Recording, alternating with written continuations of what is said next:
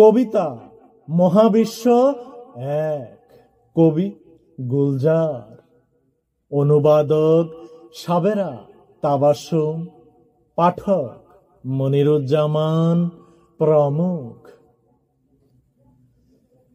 ব্যাস কয়েক কোটি বছরে সূর্যের আগুন যখন নিভে যাবে, আর ছাই ভস্ম উড়বে সূর্য থেকে, যখন কোনো চাঁদ ডুববে না, আর কোনো জমি জেগে উঠবে না, তখন ঠান্ডা নিভে যাওয়া একটা কয়লার টুকরো হয়ে এই পৃথিবী ঘুরবে উদ্দেশ্যহীন, কমে আসা ছাইরঙা আলোতে।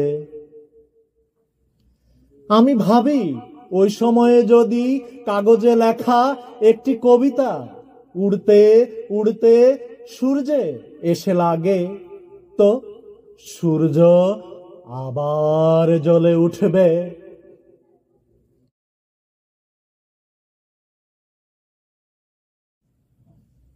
কবিতা খোদা এক। কবি গুলজার, অনুবাদক সাবেরা তাবাসসুম, পাঠক মনিরুজ্জামান প্রমুখ।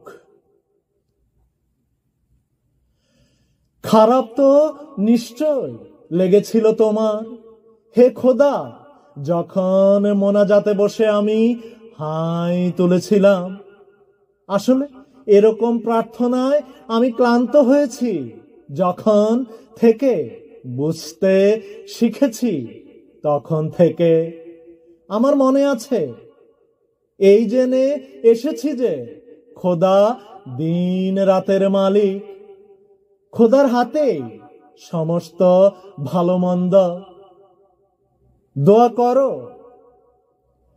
অদ্ভুত নিয়ম বটে এই ধরে নেয়া আলা, এই একতরফা বকে যাওয়া, এমন এক সত্তার সাথে কল্পনাতেই যার অস্তিত্ব, কল্পনাতেই যার অস্তিত্বের প্রমাণ।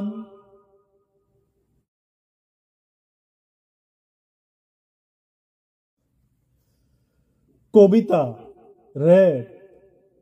কবি গুলজার, অনুবাদক সাবেরা তাবাসসুম, পাঠক মনিরুজ্জামান প্রমুখ। এমন কিছুই তো ছিল না যা সিনেমাগুলো হরহামেশা দেখায়। না ঘোর বর্ষা ছিল, না ঝোড়ো হাওয়া, এমনকি জক্স গলের কোনো দৃশ্য। মাথা খারাপ করা চাঁদও ছিল না আকাশে। না কোনো ঝর্ণা, না কোনো নদীর উপচে যাওয়া ছলাচ্ছল। সমস্ত সত্তা উত্তেজনায় ছেয়ে যায়, এমন কোনো সঙ্গীত বাজছিল না নেপথ্যে। বৃষ্টি ভেজা কোনো অপ্সরাও সে ছিল না। কেবল নারী ছিল সে, এই তার দুর্বলতা। চারটে পুরুষ, কেবল পুরুষ ছিল বলে দেয়ালের পেছনে ওকে রেপ করলো।